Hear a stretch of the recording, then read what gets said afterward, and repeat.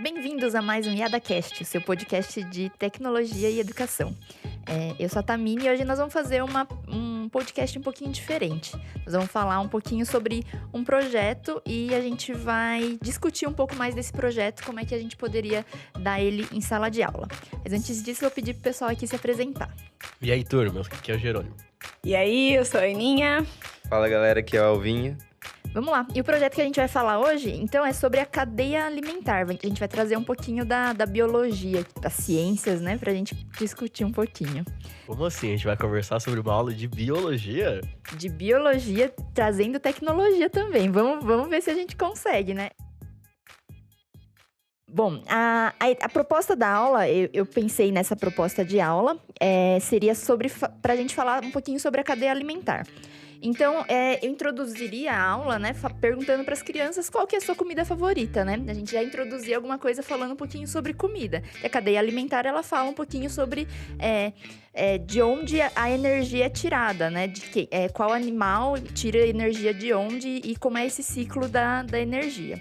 Então, eu começaria introduzindo, né? Qual é a sua comida favorita? Do que vocês mais gostam de comer e tal. Provavelmente esperaria eles falarem algum doce, bolo, suco, refrigerante, né? Mas a gente ia brincando, assim, conversando um pouquinho sobre a comida. E aí, eu questionaria eles, né? Mas e os animais? Do que eles se alimentam, né? Aí, provavelmente falariam, o leão come os outros animais. A vaquinha, ela come a grama. E aí eles iriam continuar falando assim, né? Trazendo essas outras discussões. E aí eu questionaria eles, mas e as plantas? Elas se alimentam? Do que elas se alimentam? E aí a gente já começaria a entrar num ciclo aí de uma cadeia alimentar. A gente já falaria, as plantas, elas produzem o próprio alimento, porque elas retiram os nutrientes do solo e elas conseguem produzir seus alimentos. E aí já falaria para eles, e tem outros animais que comem as plantas e tem animais que comem outros animais também, né? Então a gente já consegue fazer um link aí com a questão da energia. E aí eu introduziria para eles um sistema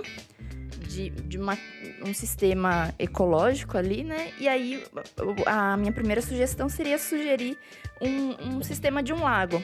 E eu tenho uma animação, né? Eu criei uma animação no Scratch para demonstrar esse sistema, como é que funcionaria esse sistema, né? Então, tem uma plantinha que ela cresce, tem o sol lá, ela cresce com o sol, e aí vem um inseto, um grilo no caso da animação que eu fiz, ele vai lá, come a plantinha e daqui a pouco vem um sapo e come esse grilo também. Daria uma animada, mostraria para eles mais ou menos como é esse sistema e aí questionaria, e os insetos, né, do que eles comem, os sapos.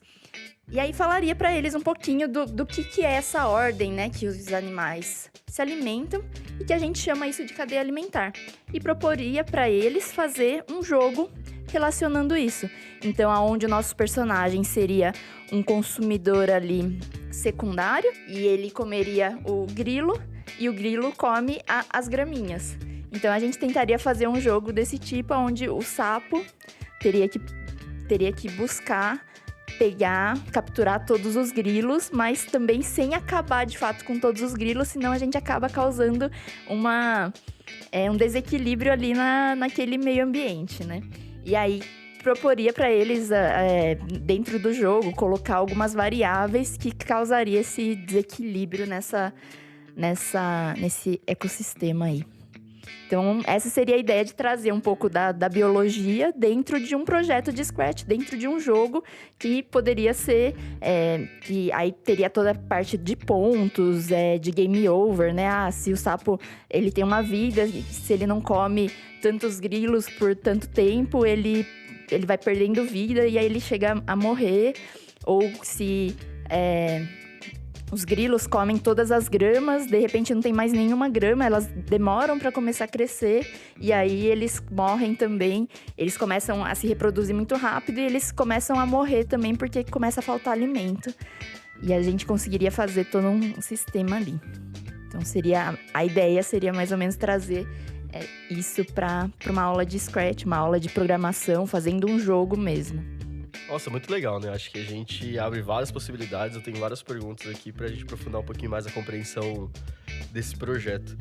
Primeiro, antes de tudo, eu acho que é importante a gente definir aqui pro pessoal qual que é os objetivos de forma geral, assim, de uma aula desse tipo.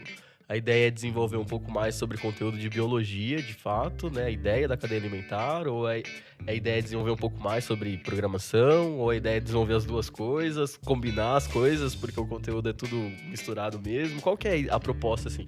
Pô, por que você tomaria a decisão de dar uma aula desse tipo? Eu acho que é uma aula diferente em que a gente consegue mostrar para os alunos que tá tudo conectado mesmo, que não precisa estar desconexo. Eu não preciso aprender só a criar um jogo, um jogo onde tem um vilão e qualquer vilão. A gente pode botar isso dentro de um contexto que são outras disciplinas também, né? Eu acho que a multidisciplinaridade pode estar em todo canto, né? Então, acho que a ideia é trazer tudo junto mesmo, não é só ensinar. Não estou focando só em ensinar programação, não estou focando só em ensinar a biologia. Estou tentando trazer os dois juntos para que eles comecem a perceber que está tudo conectado mesmo.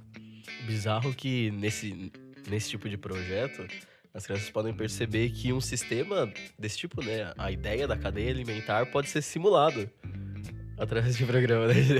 Já começa as minhas brisas muito loucas, assim. Você fala assim, pô, é um comportamento natural das coisas que acontecem e você consegue simular isso de forma aproximada, claro, né? Depende do seu nível de profundidade, do seu nível de conhecimento, né? Em programação, em tecnologia de uma forma geral, assim. Conforme mais robusto é esse modelo, né?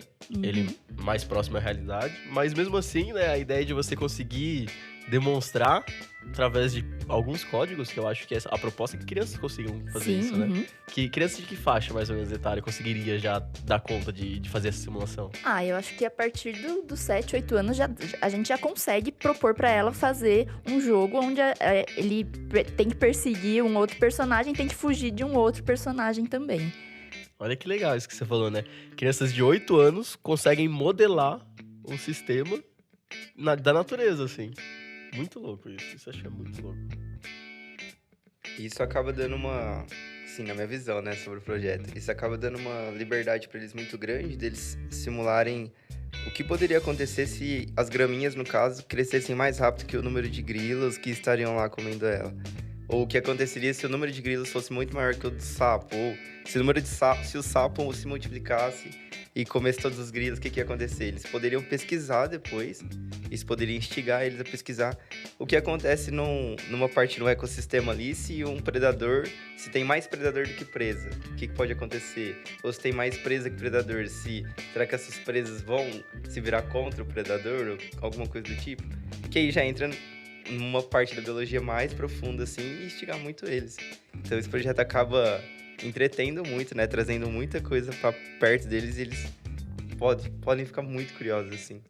E acho que a gente não pode esperar também que eles sigam certinho essa cadeia alimentar do grilo comer a grama. Eu acho que é possível que eles inventem a grama que vai destruindo o grilo e que eles coloquem personagens em posições diferentes. Mas tá tudo bem também, desde que eles sempre sigam a mesma cadeia, né? De que, então esse daqui é o ator que tá consumindo, que ele é o gerador de energia, e o próximo, esse outro ator é quem é o consumidor primário, né? Então, acho que tá tudo bem eles escolherem outros personagens, porque às vezes a gente fica meio louco do tipo, meu Deus, mas não era isso que eu tinha planejado pra essa aula, vocês estão mudando todos os atores. Não, tá tudo bem, fica tranquilo, porque desde que eles estejam entendendo, né, qual é o ciclo, acho que tá tudo bem também. Eu acho que num conceito de biologia, acho que depende do que você tá tentando tratar ali, né? Num conceito de biologia. Se eles conseguirem compreender o que é um predador, o que é uma fonte de energia primária, secundária, né? Alguma coisa assim. Eu acho que tá tudo bem. Porque, afinal, no seu caso ali, ainda você tá querendo trazer conceitos de biologia, mas não é uma aula de biologia, né? O que a gente tá exemplificando aqui é uma aula de tecnologia. É lógico que um professor de biologia, talvez ele precise ter mais esse cuidado em seguir mais à risca os tipos de animais que ele poderia usar para ser os atores e assim por diante. Mas no nosso caso aqui, a gente gosta de deixar as crianças mais livres mesmo. E às vezes não vão usar grama, vão usar uma flor. E aí não vão usar o grilo, vão usar uma abelha. E aí vão trazer algumas outras coisas de produção também, que fica bem bacana. Certeza que ia ter um que ia usar um dinossauro, ia usar um leão, Unicórnio uma coisa sempre louca. tem. E o que é muito bacana é, inclusive, né, você instigar os seus alunos a pesquisarem também. Então, assim, se você não quer usar a grama, o grilo e o sapo, então vamos pegar algum outro exemplo de fontes de energia e fontes de alimento, e o que é primário, secundário, e a gente cria o nosso ciclo, ou incrementa ele mais, coloca outros, né, outros elementos, outros animais ali, enfim. Tem muitas possibilidades dentro de um projeto desse. E quando você pensou esse projeto, você pensou, né? Você falou que qualquer faixa etária, assim, a partir de uns 8 anos, 7 anos, eles já conseguem realizar. Você pensou um momento do curso também? Então, assim, você usaria esse projeto, por exemplo, para apresentar variáveis para os alunos? Ou você considera um projeto desse que é um pouco mais complexo para a gente colocar o que a gente aprendeu de variável e não necessariamente para aprender? Eu acho que seria um projeto mais para eles exercitarem o que eles já aprenderam, né? Eu introduziria com um projeto um pouco mais simples mesmo, de variáveis, para eles conseguirem entender o conceito, e depois mostraria esse projeto. Mas é que esse projeto, a gente consegue trabalhar ele em diversos níveis, né? Um nível mais fácil, um nível mais fácil, por exemplo, sempre vai ter só um de cada componente da cadeia alimentar, e ele só vai ver essa transferência de energia de 1 para 1, sabe? Seria um projeto super simples, daria para colocar no começo de curso. A gente pode trabalhar de um jeito mais complexo, onde a cada momento a graminha ela vai se multiplicando, porque a gente está simulando ali o tempo, então ele precisa de um conceito um pouco maior. Talvez a gente usa até um conceito de clone ali, para poder clonar a graminha aparecendo. Então aí ele já seria um pouquinho mais complexo. Aí a gente pode pensar num jeito mais complexo ainda, pensando na simulação desse meio ambiente, de que a grama e o grilo, eles vão estar correlacionados para quando eles aparecem ou não. Então, o grilo, ele pode... quando ele começa a ter a escassez do alimento, eles começam a morrer. Então, aí já é um conceito mais complexo ainda, sabe? Então, acho que o mesmo projeto a gente consegue trabalhar com as crianças desde do começo, de um jeito mais simples, até de um jeito um pouco mais complexo mesmo. Legal. Eu queria voltar só no objetivo, assim. Daria para um professor ter a ambição de fazer com que as crianças entendessem um pouco mais sobre cadeia alimentar mesmo através desse projeto, certo? Sim. Sim. Sim. A cadeia alimentar, por exemplo, um conteúdo que seja, né? A gente está exemplificando cadeia alimentar, mas o conteúdo ele tem um rigor de conceitos e tal, né? Uma ideia que aquele conceito quer demonstrar. No caso, por exemplo, eu joguei o joguinho, né? Inclusive vai estar disponível aí na descrição pra galera jogar também e avaliar e tudo mais. E eu vi que você consegue movimentar o sapo, e aí os grilos aparecem em determinados momentos e as graminhas aparecem em determinados momentos. A ideia, né, que eu quero perguntar aqui é que pra gente compreender um pouco mais, por exemplo, da cadeia alimentar, não só, se fosse aprofundar um pouquinho mais, né? Não só a ideia, a gente pode se limitar à ideia de que um come o outro e come o outro, Uhum. né? Mas se fosse ser um pouquinho mais rigoroso, o que eu quero saber tem como os alunos nessa faixa também conseguir entender um pouco mais sobre a ordem que eles aparecem, o tempo que aparece, porque no joguinho foi definido lá, né? O tempo em que pra você conseguir fazer um jogo, né, daquele tipo, você tem que definir, logicamente, a cada quanto tempo um grilo aparece, ou a cada quanto tempo uma grama aparece, ou a cada quanto tempo depois de não comer grilos que o sapo morre, e coisas desse tipo. Uhum. Tem como a gente definir um modelo para que os alunos sigam, sabe? Tipo assim, você tem que pensar que quando os alunos... Por exemplo, quando o sapo fica muito tempo sem comer o grilo, ele morre. Mas cada quanto tempo? Isso tem um rigor de conceito, né? Assim, isso tem relação com também o quanto o grilo fica sem comer as plantinhas, ou quantas plantinhas estão crescendo ou não. É o modelo do sistema mesmo. É possível aproximar um pouco mais do modelo através de conceitos assim? Ou tem que ser... A ideia desse projeto inicialmente é só mostrar que um come o outro e come o outro? Eu fiz ali, naquele jogo que a gente vai disponibilizar lá, eu fiz ele mais no feeling, assim. Eu não segui nenhum rigor muito claro, assim. Não pesquisei a fundo, de fato, quanto tempo um grilo consegue sobreviver sem comer, de fato, sem ter alimento. Claro que essa ideia é proporcional, né? No modelo, não necessariamente um grilo mesmo vivendo, ficar sem comer e seguir o jogo. Mas, tipo, proporcional, digo, sabe? Vai surgindo, se o sapo não comer, os grilos vão aumentando e as plantinhas vão diminuindo, sabe? Seguir um modelo, assim, de... Sim, acho que a gente consegue colocar. Eu acho que a gente pode propor desde os alunos testarem isso e começarem a criar o próprio modelo deles, a própria fórmula deles. Então, se eles já tiverem um conhecimento ali de matemática, de fração, a cada 2 minutos, a cada 2 tempos, dividido pela quantidade de gafanhotos que tem ali, sabe? Ele vai crescer mais ou menos grama, sabe? Então, a gente consegue explorar isso junto com os alunos, ou se o aluno ainda não está muito preparado para fazer esses testes, a gente já traz essas fórmulas para o próprio aluno. Então, eu acho que tem diversas formas para a gente apresentar de acordo com o grau ali, de acordo com o momento de aprendizagem que o aluno tá. O que é legal é que abre a possibilidade também de ser uma coisa muito mais experimental, né? Eles podem sugerir um modelo de acordo com o que eles estão pensando, assim, como que você acha? Faz. E aí, através disso, pode pegar alguns dados de pesquisas, talvez, né? Ou até mesmo observacionais, dependendo do que você está trabalhando. E ver como que a gente consegue se aproximar mais do que o modelo que está fazendo, para o modelo real ou para o modelo já existente, feito por outras pessoas, né? Que se aproxima mais da realidade e trabalhar nessa interação mesmo do modelo para eles conseguirem encontrar. Acho que isso é muito massa também. A gente abre essa possibilidade. É um momento de experimentação para eles também, né? Deles estarem testando coisas sem, de fato, estar manipulando coisas. Então, você consegue meio que acelerar. Não, eu queria ver como é que vai estar esse sistema daqui tanto tempo. Só que, eu não tenho tudo isso de tempo para testar, de fato, né? Então, eles conseguiriam simular ali o tempo. E aí, você vai vendo o resultado, né? Você fala assim, rodou um monte aqui, os grilos aumentaram e as plantas aumentaram junto com os grilos. Faz sentido ou não? Tipo, tem um monte de planta e um monte de grilo. Isso faz sentido? Né? Ou o sapo começa a comer lá os grilos, daqui a pouco não tem mais grilo, não tem mais planta, não tem mais nada. Faz sentido? Então, acho que é legal esse questionamento, porque eles vão ter que desenvolver essa ideia, né, toda. O que é massa aqui na programação, talvez não tenha ficado claro ainda. Eles vão ter que desenvolver todo esse sistema logicamente, né? Sim. Vai ter que falar passo a passo o que vai acontecer quando outra coisa acontecer e tudo mais. Sensacional. E o que eu achei muito interessante, né? Você comentando aí eu não tenho todos esses dias para observar esse sistema, então eu consigo acelerar e tudo mais. A gente consegue até trabalhar com eles essas conversões de medidas de tempo.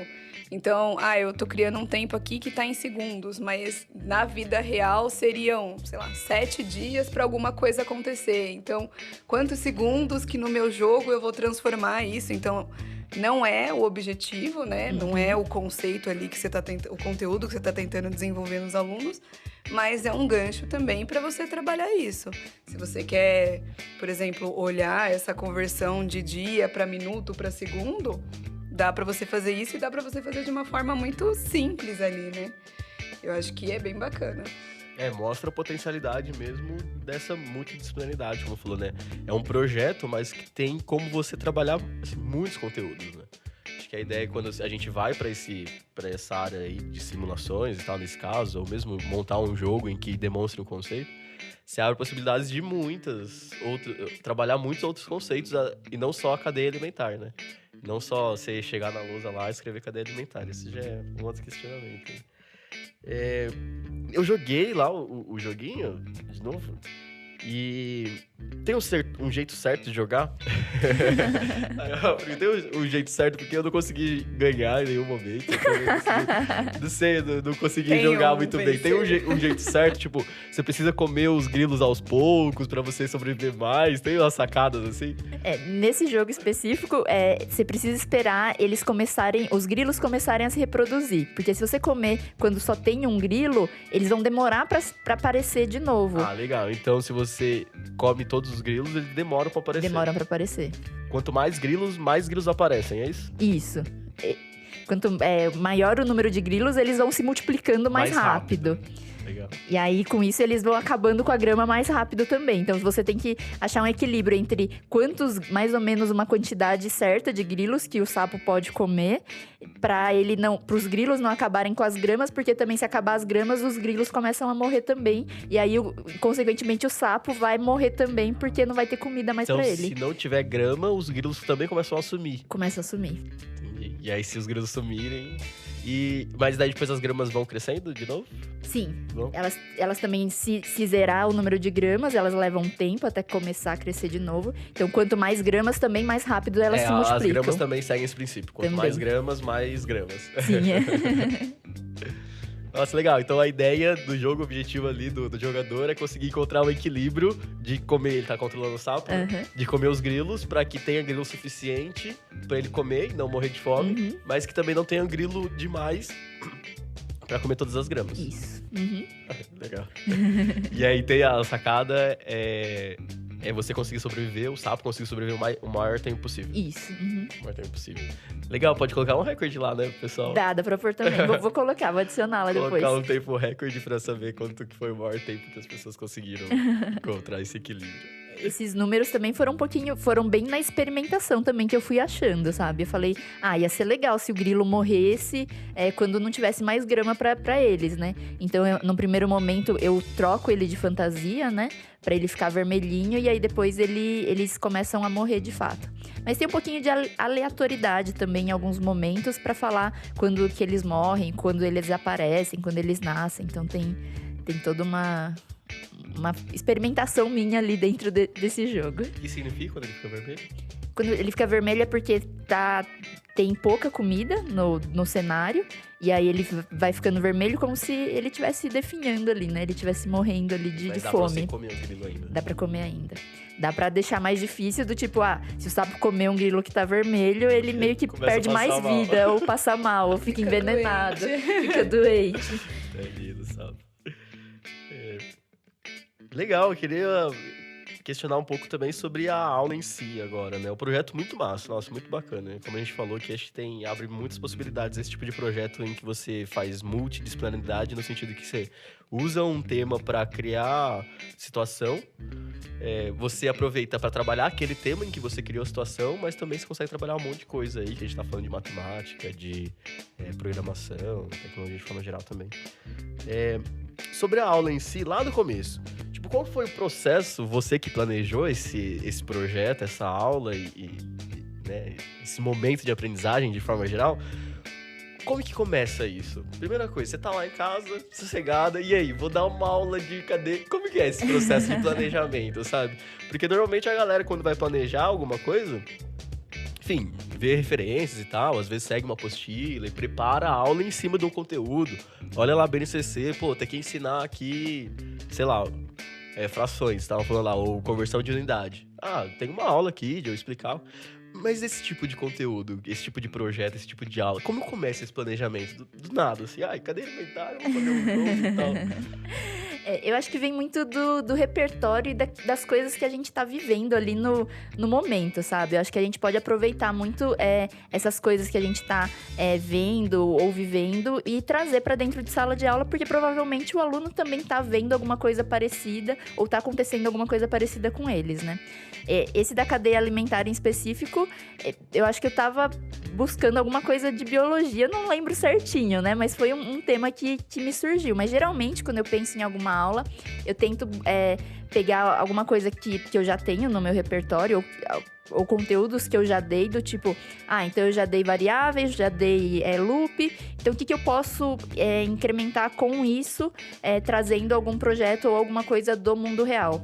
Ou pego alguma coisa falando alguma notícia que está acontecendo, sei lá, desastres naturais que estão acontecendo, será que compensa a gente trazer, será que é legal a gente trazer esse conteúdo para dentro de sala de aula, porque são coisas da atualidade também para os alunos, né? Acho que é mais ou menos isso, né? Eu tento misturar todo o meu repertório junto com conhecimento ali.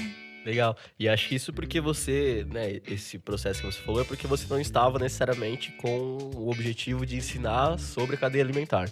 E se for ao contrário, se o professor, assim, não, o meu objetivo é ensinar cadeia alimentar. Como que ele chega do ensinar cadeia alimentar para um projeto desse tipo também? Tem alguma sugestão, algum processo que vocês acham que... Quando você pensa no que você tem que ensinar primeiro, sabe? Sim, aham. Antes de fazer a combinação. Eu diria que o repertório resolve grande parte desses problemas. Também desse caso de que, eu tenho aqui um conteúdo, o que eu consigo encaixar nisso aqui, sabe? Então, você vai buscar lá em outras coisas que você já viu, em outros ambientes que você já viu. De repente, a gente pode trazer coisas até da dança, né? Tem um projeto... de sala que a gente faz uma personagem dançar, né? Então a gente traz alguns movimentos de dança ali pra dentro de um projeto de programação, em que o personagem tem que repetir os passos de acordo com a batida da música. Então já traz conteúdo de música também, sabe? Então eu acho que repertório é uma chave mestra aí para os dois lados. Legal. Porque acho que quando a gente tá pensando, não só em aula, né, em tudo, assim, para construir algo, é muita combinação das nossas experiências, né? A gente tá sempre combinando as coisas. Eu acho que acho que esse é um passo, a gente se abrir para combinar. Eu falo assim, como que eu posso combinar as coisas que eu já conheço? Mas, se você não conhece tanto, fica difícil também combinar coisas que você não conhece. Então, acho que uma dica mestre disso daí, né, é você buscar aumentar o seu repertório constantemente e viver uma vida desse tipo, né? Uma vida em que você tá constantemente aumentando o seu repertório e buscando aumentar esse repertório e se abrindo para combinar esse repertório que você tem. Mas se você não tiver tanto repertório, eu acho que a melhor coisa também é você perguntar, né? Falar para os seus colegas. Outra coisa que acontece muito aqui também é a gente conversar com os outros professores aqui, né? A gente sempre troca ideia do tipo, tô querendo fazer uma aula de tal tipo. Você já fez alguma coisa do tipo? O que você já fez nesse sentido? Esse lance da pergunta é uma metodologia para você aumentar o seu repertório, né? É justamente Verdade. isso. É pra você falar assim, preciso aumentar meu repertório. Não tenho, preciso aumentar. Você tem diversas formas. Você pode pesquisar, pode conversar com colegas, pode perguntar pra galera aí. E hoje com a internet, tantas formas aí de aumentar o repertório. O que eu acho legal é que, como nós somos professores que trabalham com tecnologia e programação, eu acho que a gente sempre faz o caminho contrário, né? A gente pensa no conceito de programação que a gente quer desenvolver e aí vai buscando referências do dia a dia. E eu pergunto muito para as crianças o que eles estão aprendendo na escola para tentar relacionar ou tentar trazer algum projeto que faça sentido ali dentro do que a gente está tendo na aula. Mas eu acho que se você, por exemplo, no caso, é um professor de biologia e você quer trabalhar esses conceitos da cadeia alimentar, eu acho que você pode tentar pensar em como isso funcionaria. Tipo, se eu quero criar um jogo, então, como que isso funcionaria num jogo? Porque se a gente for olhar as nossas referências ali de jogos, a grande maioria já traz esses conceitos de programação que a gente poderia usar nesse jogo da cadeia alimentar, que foi o tipo que a Tamini criou. Mas, e a gente pode ir combinando esses jogos. Então, um personagem que vai se multiplicando aleatoriamente conforme o tempo passa, ou uma variável, que é a variável de tempo, aumenta. A gente já tem jogos que isso acontece. Como que eu criei o clone? E aí eu acho que também, se você não tem um repertório, às vezes, tão bom de programação, não é tão... intuitivo para você, assim, nossa, eu quero criar um jogo, é assim, assim, assim, assado. Você pode ir procurando em alguns jogos mais simples, olhando os conceitos ali que estão envolvidos e para criar o seu jogo. Porque como a Tamini disse, né, esse jogo de cadeia alimentar, por exemplo, você consegue fazer ele de diversas maneiras possíveis. Uma delas é só um personagem que persegue o outro, e aí quando encosta, o outro desaparece, aí o outro aparece de novo. Depois de um tempo, até a parte mais complexa, que é eles irem se multiplicando quando o outro não tá tanto na tela e assim por diante. Então eu acho que o repertório ele ajuda muito, mas você pode pensar em assim, como que eu gostaria de trabalhar esse jogo, esse conteúdo em si, em específico, e quais são as possibilidades. Porque dentro da programação você tem infinitas. E às vezes uma coisa muito simples você consegue transpor ali pro conteúdo mesmo, que é no caso da cadeia alimentar, né? Mas pode ser, enfim, diversos. E aí, nesse momento que a gente ainda tá só falando do projeto, você pode estar pensando assim, pô, mas o negócio é muito difícil, né? Você tem que combinar com ideias muito mirabolantes e ainda um conteúdo que nossa, como que eu vou fazer um jogo? Porque eu vejo muito em professores que até têm algumas ideias legais, mas eles acreditam que não conseguem desenvolver essa ideia, sabe? Não conseguem colocar isso em prática. Para isso, a gente também tem um quadro aí no YouTube, chama How To, pesquisa lá, tem vários... Tá começando a surgir projetos nesse sentido, onde a gente mostra passo a passo de como você pode desenvolver um projeto desse tipo aqui que a gente tá falando mesmo.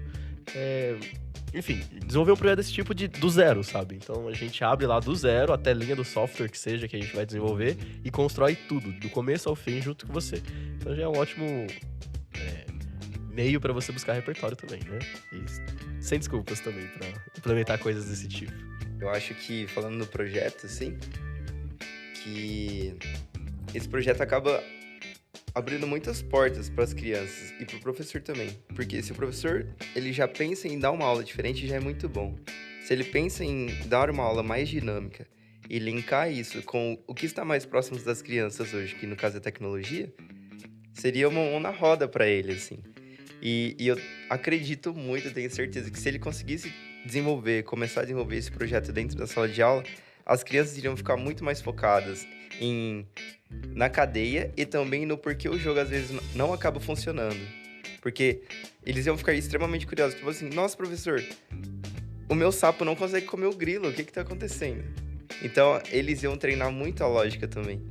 E iam treinar a cadeia alimentar também, né? Porque, beleza, seu sapo não tá comendo por quê? Tem algum motivo? O professor pode ter aquela sacada de, será que esse sapo come esse tipo de grilo?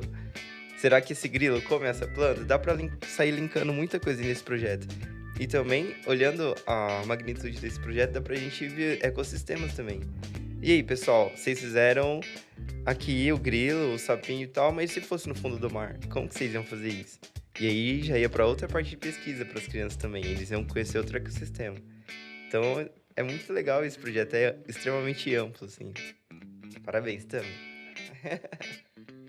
Mas eu acho que a gente pode transpor isso também para outros projetos também, né? Por exemplo, um professor de matemática que vai ensinar a regra de 3. Você não precisa ensinar a regra de 3 só pela regra de 3 lá. Você pode ensinar por que você usa a regra de 3, né? Quando no seu dia a dia você usa a regra de 3. E aí é um exercício do professor. Mas peraí, eu uso regra de 3 quando? Será que isso aqui é legal eu falar para as crianças? Quando vocês estiverem lá no supermercado e quiserem calcular qual que vai ser o preço que você vai pagar quando tiver o desconto de alguma coisa, vocês podem fazer essa continha simples aqui e tal. E aí vocês já falam pra mãe, olha mãe, esse daqui tá com super desconto, vamos levar esse produto aqui, sabe? Então a gente pode trazer... eu acho que trazer o dia a dia para dentro da sala de aula, para dentro dos conteúdos que a gente tá dando, torna o conteúdo com muito mais sentido e significado para a criança e para ela aprender também, né? E não precisa nem estar relacionado, de fato, com a tecnologia ou com alguma coisa diferente do que tá ali no seu dia a dia. Total, é o que o Nietzsche fala, é o que o Nietzsche fala lá sobre interesses, né? Quando a pessoa ou o ser está mais interessado naquilo que está aprendendo, surge muito mais motivos para aprender aquilo. Inclusive, esses dias a gente estava treinando a molecada aqui para competição e a gente caiu numa questão lá que seria muito legal se a gente conseguisse, por exemplo, saber quantas rotações, ou por quanto tempo o robô tinha que andar com aquela potência para andar tantos centímetros, né? Então, o robô lá, por exemplo, o robô dessas crianças, ele anda com uma potência definida e você fala pro robô só o quanto tempo ele fica andando. E eles queriam saber quanto tempo ele precisava ficar andando para andar, por exemplo, 15 centímetros.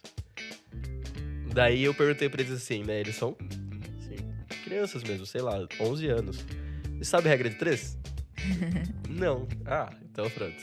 É assim. Aí, sabe, aprendeu o conceito de regra de 3 dentro de um interesse muito grande que eles tinham, que fez total sentido. Depois chegou no outro dia, ele já pegou a caneta. Então, se a gente fizesse... E já mostrou a regra de 3, estava usando já. Demais. Eu queria ir um pouco sobre agora a ordem, o momento da aula, como que isso funciona na prática. Vamos supor que o professor, beleza, teve a ideia, conseguiu construir, ele conseguiu montar esse projeto, ele tá confiante nesse projeto que vai demonstrar uma coisa legal. O momento da aula específico, o momento de aprendizagem, assim, quando você tá lá na sala com os alunos. Né? Você comentou um pouco sobre apresentar a animação e tal, mas eu queria explorar um pouquinho mais fundo a ideia de como isso acontece dentro de uma aula. Primeiro, né, para os alunos conseguirem desenvolver um projeto desse tipo. Quanto tempo, mais ou menos, se for umas crianças assim, por volta de 8 ou 10 anos? Quanto tempo isso é necessário para os alunos? Vou precisar de 5 horas, 10 horas, 20 horas, 1 hora?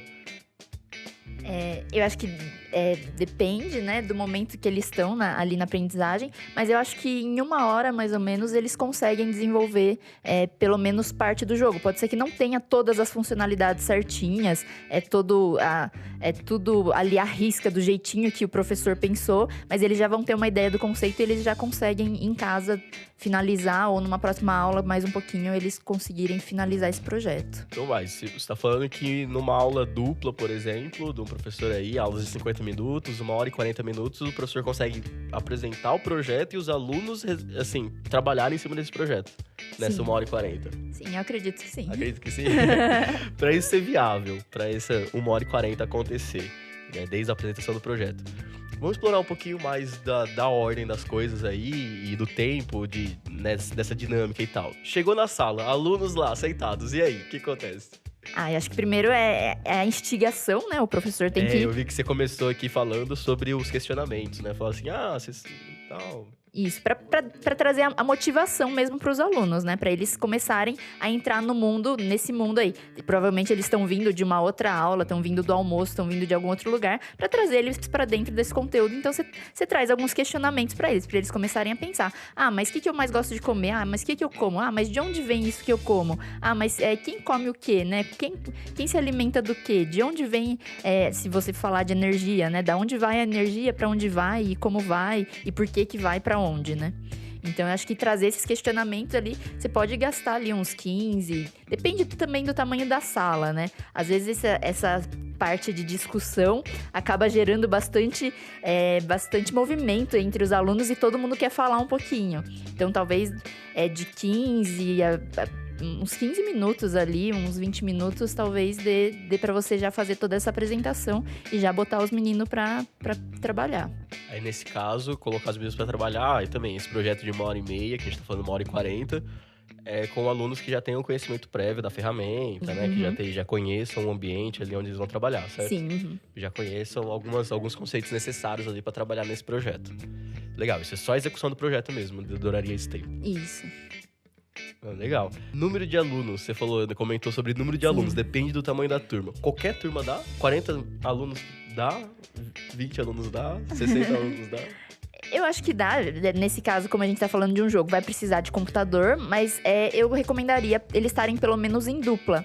Mas pode ser que na hora da discussão, todo mundo queira falar um pouquinho. Por isso que pode ser que demore um pouco mais, um pouco menos ali, né?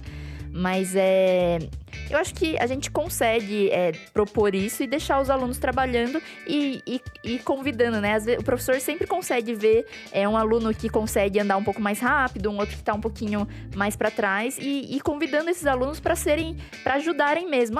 Pergunta pro fulano o que ele já conseguiu fazer. Pergunta pro cicrano que ele já fez essa parte aí, sabe? Então, o professor pode ter alguns ajudantes ali não nomeados, de fato, do tipo, você é meu ajudante hoje, mas ele consegue perceber e consegue ir pedindo essa ajuda para já criar essa cultura nos alunos deles compartilharem esses conteúdos. Então, o indicado é que trabalhe em grupos, né, na turma, e tamanhos de grupos, duplas é o mais indicado nesse caso. Duplas, sim. Uhum.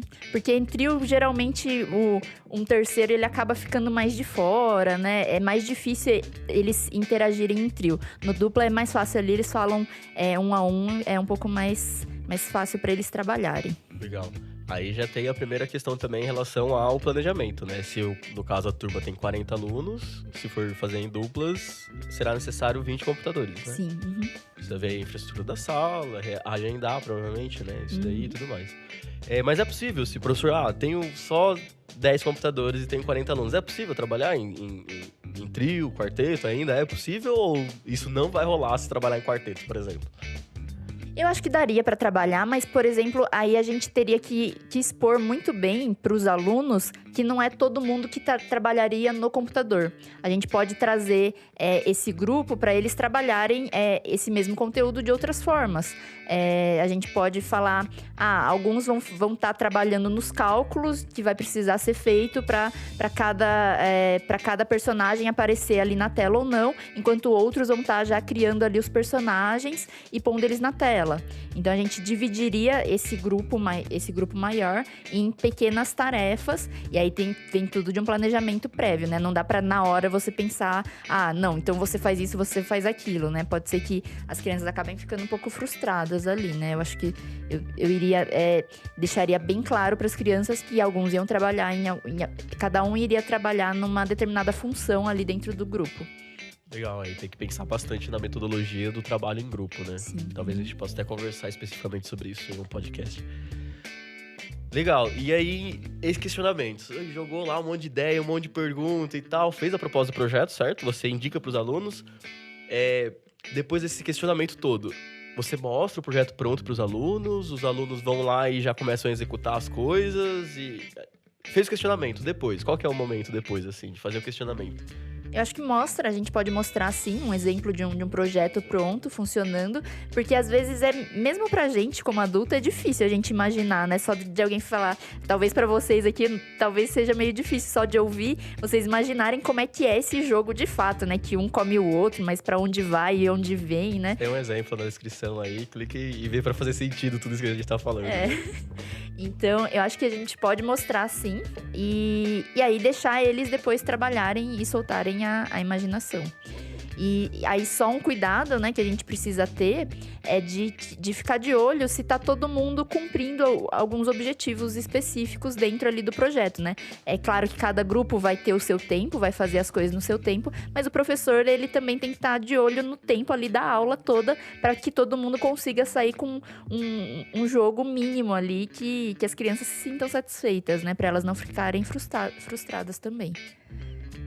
Uma coisa que é muito bacana numa proposta de aula assim, é vocês estabelecerem quais são os requisitos mínimos que eles precisam ter para ter um jogo que conclua ali com o objetivo, ou então aí você pode ir lançando desafios extras, então. Já chegou nesses requisitos mínimos, então tem alguns desafios extras, que vai ser aparecer mais coisa depois de determinado tempo, se tal outra coisa, sabe assim. E aí eu acho que os alunos podem ir elaborando ainda mais e chegando em resultados ainda melhores.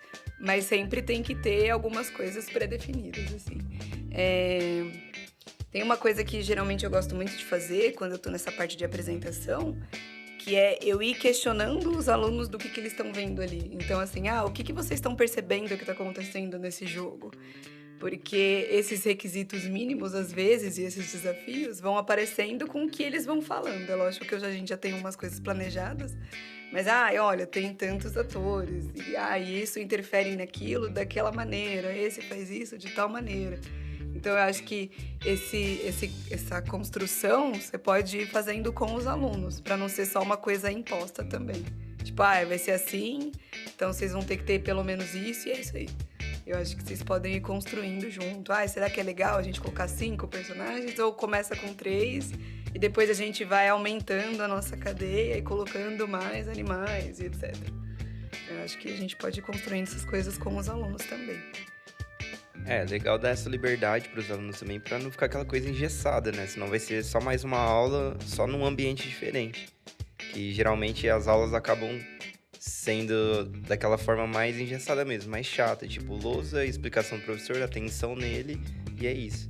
E aí a gente só ia mudar, né? Ia ter um computador, atenção no professor e fazer daquele jeito. Mas acho que gerar essa liberdade para os alunos aumentaria até a capacidade deles no projeto até. Que eles acabaram tendo ideias totalmente diferentes que a gente não estaria esperando, como sempre acontece. E eles iam lá e colocar, e a gente ia olhar e ficar surpreso assim, nossa, você pensou nisso mesmo, desse jeito? Legal. A gente precisa, para executar projetos, é necessário criar um ambiente, uma cultura na sala de aula para que funcione, né? Eventualmente, tem que voltar atrás alguns passos em relação à liberdade em si. Porque às vezes as crianças não estão maduras o suficiente mesmo e só vai quebrar a cadeira. Vai sair quebrando cadeira. É minha vez! E batendo um no outro, aquele negócio, aquele caos total, né? O caos, se ele for proposital e organizado de uma certa forma, ele é saudável. Mas pode criar um caos muito louco. Então, como a gente já falou em um podcast aqui sobre conexão, né? Também é esse lance de você encontrar o equilíbrio e tal, e ir buscando isso. Quem não viu os podcasts passados, ouve lá que vai saber do que a gente tá falando. E aí tem uma coisa também que eu acho que você falou do planejamento, né? Que dá pra fazer em uma aula de 1h40. Mas eu, pelo menos, a gente sempre vai meio sentindo os alunos e o envolvimento dos alunos ali. Então, às vezes, se eles se envolveram muito e aí todos eles querem, sei lá, cumprir os requisitos extras e fazer os desafios e aprimorar, eu acho que também tá tudo bem se você ampliar, desde que isso seja dentro do seu objetivo, né? Se não, também, tudo bem, era para ser 2 aulas, vai ser uma só e a gente segue para uma outra coisa, né? É que, infelizmente, a gente tem sempre um cronograma a seguir, né? E aí, se uma coisa muda, a gente tem que ter ciência que tudo muda. Mas só se você tiver ciência, acho que faz sentido mesmo. E aí, os alunos estão lá agora, apresentou o projeto, eles viram como que funciona, agora é só começar a fazer? Tem as instruções básicas lá, é só começar? Só começar, só deixar eles fazerem. E é legal, no final, sempre tirar um finalzinho, um tempinho ali no final da aula, uns 10 minutos, 5 minutos, dependendo do tamanho da turma, para eles poderem ver, apresentar o jogo uns pros outros, né? Para eles verem como é que é. Eles podem até querer jogar um dos outros, né? A gente pode fazer até uma disputa ali, dependendo de quanto tempo levou, né? De quanto tempo levou de fato pro pessoal desenvolver o jogo. Mas eu acho que é legal esse final para eles verem que não é só o jeito que eles pensam que funciona, né? Que existem outros jeitos, que as pessoas fazem de outros jeitos, e até sugerir, mas e aqui no projeto desse seu colega, né? O que você poderia sugerir para ele melhorar? Eu fiz tal coisa e eu acho que se ele fizer também vai ficar mais legal ainda o jogo dele, sabe? Então, outra forma de incentivar esse compartilhamento entre eles também. E eles ficam bem empolgados quando tem que mostrar para os outros, né? Porque aí eles querem fazer bem bonitinho e tem que estar certinho. E se não tiver da cor que eu queria, não. E aí eu não sei, eu acho que eles se envolvem até mais para criar uma coisa mais perfeita aos olhos deles, porque eles querem mostrar para os outros. E eles gostam da competição também, né? Acho que não é que a gente estimule essa competição, assim, no sentido de, vamos ver qual é o melhor projeto, quem vai desenhar mais bonito, Mas eu acho que eles gostam de mostrar, e aí eles querem também, eu quero que o meu fique legal, blá, blá, blá. Então, eu acho bacana esses encerramentos, assim, que a gente troca os projetos, todo mundo joga o do outro ou mostra o do outro, exatamente para isso, para ver as outras possibilidades, para eles compartilharem as coisas que eles fizeram. Acho que isso é bastante importante. E numa turma muito grande, não precisa todo mundo ver o de todo mundo. Pega os grupos 2 a 2 de novo, né? E aí esses 2 grupos, eles trocam entre eles, né? Não precisa todo mundo passar pelo projeto de todo mundo. Muito legal. Quais as principais diferenças, mais focadas nas vantagens, nesse momento talvez, que vocês veem em relação a uma aula tradicional? Por exemplo, eu quero ensinar cadeia alimentar, eu vou chegar aqui na lousa, pessoal, é assim, assim, assim que funciona, é o sapo que come o grilo, não sei o quê. A aula tradicional, quero dizer, é aquela aula expositiva, unilateral, assim, né, onde só o professor fala e a galera fica sentada em fileira escutando.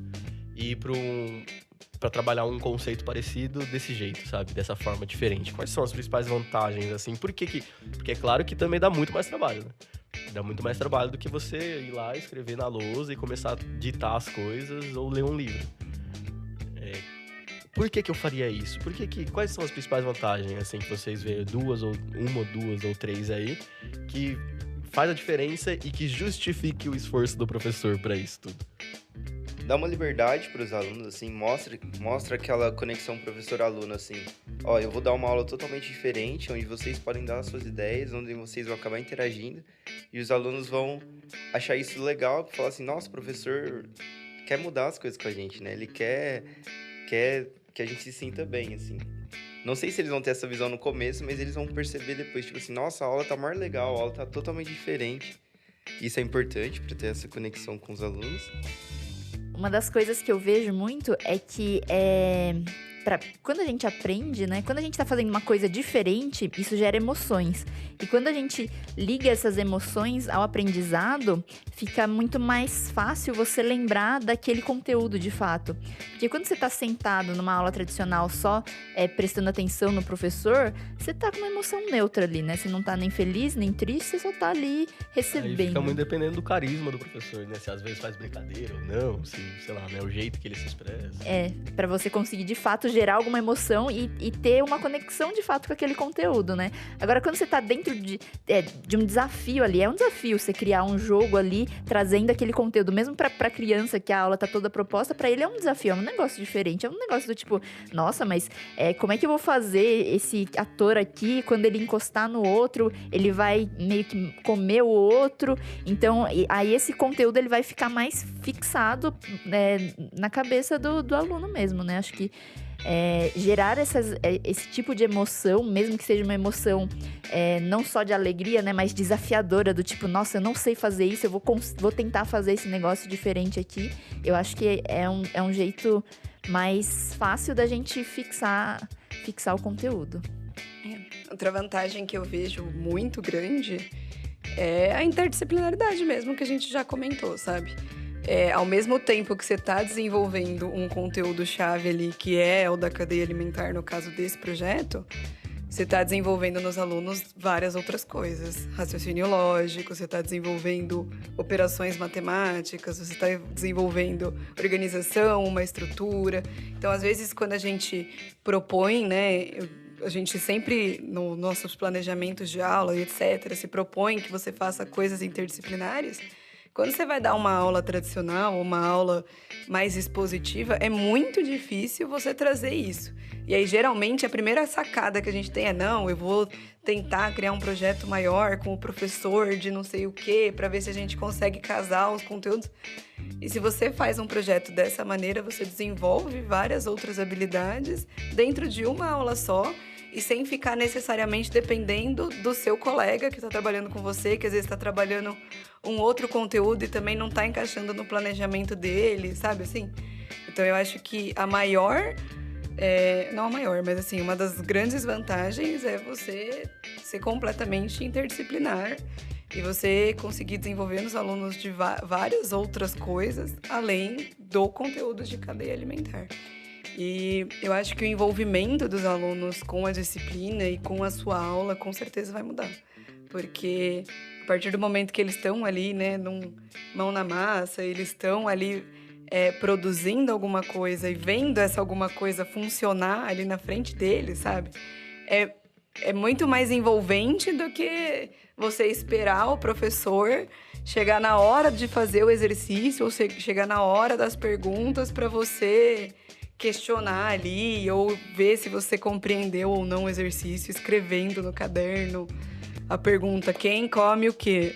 Sabe assim, quem é fonte primária, circule as fontes secundárias. Eu acho que, lógico que isso também, de certa forma, pode reforçar o conteúdo que você está querendo trabalhar, mas não precisa ser a única forma, né? Eu acho que o que vocês falaram é a questão do visual também, fica muito mais visual. Pelo menos eu funciono assim, né? Quando eu pego e começo a enxergar uma coisa, coloco aquilo na folha, assim, a desenhar aquilo, ver como funciona, eu acho que o entendimento acaba vindo muito mais rápido, muito melhor.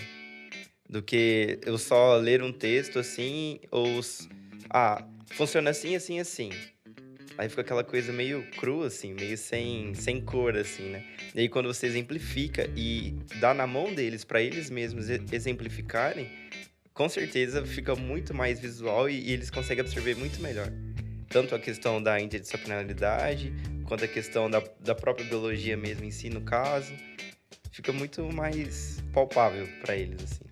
E acredito que pra gente também, quando a gente costuma ver exemplos de coisas, né? Ao invés de só ouvir como funciona, fica muito mais fácil. Muito mais legal.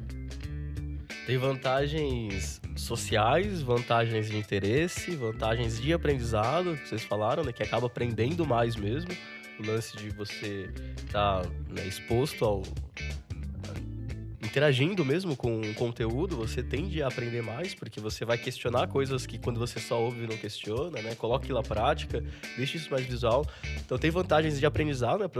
Você pode aprender mais, você pode se sentir melhor, você pode ter emoções melhores, você pode criar mais conexões. Parece perfeito, né? Mas com certeza não é. Por que não é perfeito? Quais são as desvantagens aí, no caso?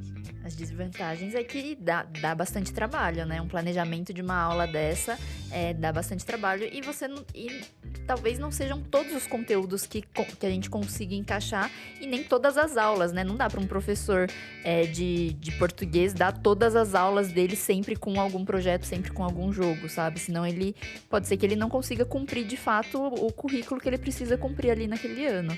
Então, eu acho que a gente tem a dificuldade do planejamento dessa aula, ela é um dos pontos de desvantagem, de fato. Uma desvantagem muito boa é que se a sua aula for muito legal, seus alunos vão querer todas as aulas desse mesmo jeito. Eles não vão querer mais voltar só pro jeito normal, entre aspas, assim. Eles vão querer... Professor, você tem que dar esse conteúdo aí, não vou entender assim, não. Vou entender só do outro jeito agora. Eu acho que uma coisa que muda bastante também é que quando você troca completamente o ambiente do qual os alunos estavam acostumados, nem sempre eles se comportam da maneira mais bonita possível, né? Então, às vezes, você tá numa sala de informática, ainda mais se for muitos alunos, né? No caso, aquele 40 alunos, se você não tiver os 40 computadores, e aí vai ter discórdia entre eles, porque aí um vai estar olhando e falando, não, mas eu queria fazer daquele jeito, só que ele não tá no computador, então ele não pode fazer. E aí, às vezes, um termina as coisas muito mais rápido do que o outro, e aí fica ocioso, e aí quer ir bagunçar com o outro que tava esperando. E aí, às vezes, isso sai um pouco do controle, sim, também. Então, eu acho que, por isso que também é muito bacana a gente estabelecer alguns requisitos mínimos e os desafios extras.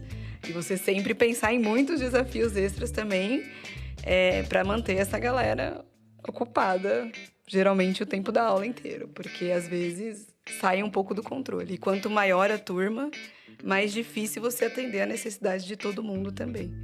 Então, os questionamentos vão surgindo de maneiras diferentes e cada um vai querer fazer uma coisa diferente, então você vai ter que estar preparado para responder todas essas coisas.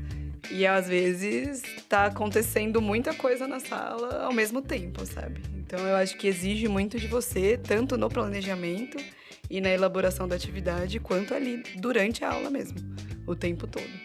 Então, quando a gente se expõe dessa forma, em aulas e projetos desse tipo, aumenta muito o risco também, né? Pode ser que nada dê certo, assim. A chance de nada dar certo é muito maior do que quando você vai lá na lousa, você planejou um tipo de aula que vou lá escrever na lousa e falar para os alunos ficarem quietos e eu vou falar o meu discurso. Pode ser que às vezes você esqueça alguma coisa, te dê um branco ou alguma coisa assim. Pode ser que dê errado a sua aula também quando você propõe algo expositivo. Mas quando você interage mais com os alunos, a chance de dar errado é maior, porque são muito mais interações sociais, são muito mais imprevistos que podem acontecer. Pode ser que, de novo, você pensou que os alunos conseguiriam resolver aquilo, mas não conseguiam, aí não tem conteúdo suficiente, aí você vai ter que voltar a trabalhar alguns conteúdos que eles não sabiam, pode ser que vire uma baderna geral. Então tem mais risco, tem que considerar isso também, né? Que você tem mais risco, pode ser que os alunos não consigam fazer nada, pode ser que os alunos só baguncem, pode ser que os alunos não aprendam mesmo o que você queria que eles aprendessem, acham muito confuso, qualquer coisa desse tipo. Também tem muito risco. Mas eu acho que é o lance, né?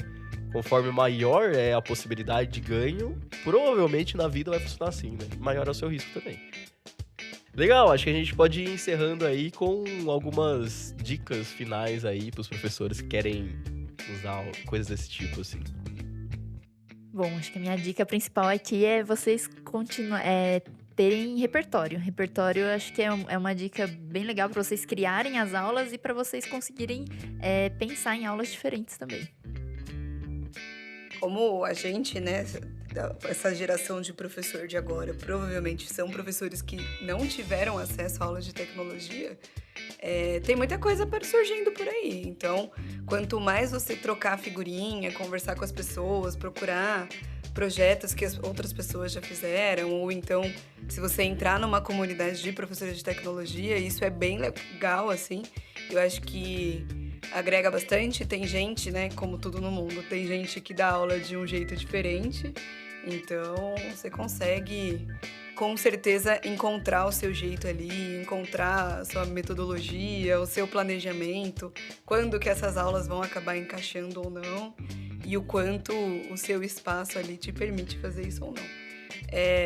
Quando a gente fala assim, parece muito distante, né? Ainda mais se você nunca fez. Às vezes é tipo, nossa, mas ela mesmo falou que não é um projeto que vai apresentar a variável e não sei o quê. Mas tem projetos que vão apresentar a variável e que, se você trocando figurinha com outros professores, você vai descobrir também. Então, eu acho que conversar bastante sobre isso é bem bacana. Eu acho que se você decidir dar uma aula diferente, assim, como, por exemplo, essa que a Tami falou, eu acho que você não deve se preocupar muito em que a sua aula seja extremamente perfeita. Porque vai acabar não sendo. Às vezes pode ser, mas geralmente não é. Sempre alguma coisa sai dos trilhos, assim, pouca coisa. Então, tente não preocupar muito para sua aula acabar não sendo uma aula chata. Porque se você pensou em mudar o estilo de aula, você quis trazer uma coisa bem legal para as crianças, quis trazer uma coisa diferente. Então, não se preocupe tanto a ponto de só mudar o ambiente e a aula continuar sendo engessada. Sinta o clima da sala, interaja bastante com os alunos, com o conteúdo em si. Fiquem tranquilos, tenta dar uma aula mais relaxada possível, assim, para os alunos também ficarem tranquilos na aula, com a mudança do ambiente, com a mudança da conduta da aula e tudo mais. Então, assim, não deixe sua aula engessada, fica tranquilo, relaxa, que dá tudo certo. Eu vejo muitos professores assustarem mesmo com o trabalho de você produzir uma aula mais diversificada, assim, né? Uma aula que proponha coisas do tipo. E às vezes o professor olha, nossa, tá muito distante, como a Lira falou. Tá muito distante, tá muito difícil pra mim, é muito, né, não vou conseguir e tal. Mas se você tá ouvindo a gente até agora, eu acho que no mínimo você tem a vontade de fazer coisas diferentes na sua aula. Você tem a vontade de trabalhar de formas diferentes, tem vontade de entregar uma coisa mais estruturada para os seus alunos, ou uma coisa mais, assim, que tenha mais valor para os seus alunos do que simplesmente chegar lá e uma aula escrita na lousa e etc. Isso vai dar trabalho. E aí a minha principal dica é essa mesmo, assim, pode ser que todo esse projeto, né, que a gente comentou hoje, toda essa estrutura de uma aula diferente, seja muito difícil para você ainda, no sentido que, não sei o que é uma variável, não sei o que é nem um Scratch, não sei o que é nada ainda, como que eu começo e tal. E a minha dica a IADA tá disponibilizando sempre conteúdo para vocês nesse sentido, sabe? A gente tá buscando aqui, continua escutando os podcasts, mesmo que às vezes não faça sentido para você, né? Às vezes você olha assim, nossa, tá muito confuso, tá muito difícil, tá muito distante, e nesse projeto não vou conseguir executar ele agora. Mas vai consumindo os conteúdos, porque uma hora as coisas começam a fazer sentido, começam a se juntar, você começa a combinar as coisas, né? E além do mais, a gente tem uma comunidade de professores onde a gente explica passo a passo, né? Acho que aqui no podcast ficaria muito difícil, né? A gente mais troca uma ideia aqui, ficaria muito difícil de explicar passo a passo, porque a gente também precisa de uma ordem, de uma estrutura para explicar passo a passo. Mas a gente também mostra o passo a passo de como você sai do zero e consegue entregar projetos desse tipo. Eu não tô falando que você só tem a IADA para buscar esse tipo de conteúdo. Então, tem vários, você pode pesquisar em qualquer lugar, de qualquer forma que você quiser. Mas a minha dica continua assistindo os podcasts, ouvindo os podcasts, assistindo os how-tos que são disponibilizados. E enfim, eu conto para você aqui que a gente tem metodologias para transformar um professor que não sabe nada em conseguir oferecer esses tipos de projetos também. Mas, acho que é isso, minha dica. E se por acaso tem uma coisa que Jerônimo sempre fala, que a gente tem que estar sempre contente, mas estar sempre buscando também a melhora. Então, se por acaso você se arriscou e deu uma aula e ela não saiu tão bem quanto planejado, tenta de novo, sabe? Avalia a sua aula, pensa no que poderia ter mudado, ou então pensa na estrutura ali que aconteceu e tenta de novo. Ninguém nasce sabendo nada e a prática é sempre muito importante. Do mesmo jeito que a gente fala para os alunos que eles têm que praticar e fazer e tentar, você também tem que fazer isso, sabe? Então, essa postura aí que a gente tem que sempre mudar. Não é porque se não deu certo uma vez, nunca mais eu vou dar aula de tecnologia, nunca mais vou trazer esse tipo de conteúdo para meus alunos. Acho que não tem muito sentido também. É mudança de cultura para todo mundo. Para gente, professor, para eles que são alunos. Se você deu uma aula e você, por ter dado errado, você acha que não deve mais dar aula desse tipo, o meu conselho é que você procure ajuda pra você e não necessariamente pro conteúdo, porque tem algo errado com você, com o seu pensamento, com a sua mentalidade, com o seu modo de encarar a vida, e não necessariamente com como você tá aprendendo o conteúdo ou não. Porque isso daí acontece sempre na vida e vai sempre acontecer. Esse tipo de coisa a gente tem que se acostumar em estar no desconforto, né? Toda vez que a gente tentar fazer uma coisa nova, vai ser desconfortável. Inclusive aqui mesmo, né? Que é uma escola de programação e tecnologia e robótica e tudo mais. Não são todas as nossas aulas que dão 100% certo e que saem do jeito que a gente planejava. Exatamente, como eu falei, a gente conhece uma metodologia, um passo a passo para sair do zero e conseguir oferecer um projeto desse tipo. Significa que a metodologia por si é garantida? Óbvio que não. A pessoa tem que ir lá, fazer, né? Colocar a mão na massa, se experimentar, entender quem é para conseguir se expressar dessa forma. E acho que isso a pessoa precisa ser para passar, inclusive, para os alunos. Porque os alunos também precisam ter esse tipo de envolvimento com conhecimento, né? Isso aí. Se vocês tentarem algum projeto diferente, conta aí pra gente, né? Conta aí que a gente tá super curioso para saber. Ou se vocês quiserem dicas, eu tenho conteúdo tal e tô super animado, mas não sei por onde começar. Vem que a gente com certeza tem te dar várias ideias diferentes. A gente sempre bola as coisas. Dá pra fazer, é sempre que eu falo. As professoras vêm e falam assim, eu tô com uma ideia assim, será que dá pra fazer?